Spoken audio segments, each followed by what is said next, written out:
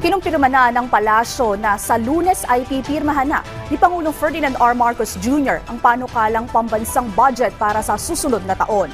Ayon kay Presidential Communications Acting Secretary Cesar Chavez, gagawin ang ceremonial signing ng General Appropriations Bill sa Lunes matapos ang inaasahang pagdalo ng punong ehekutibo sa ilang aktibidad na may kaugnayan sa Rizal Day.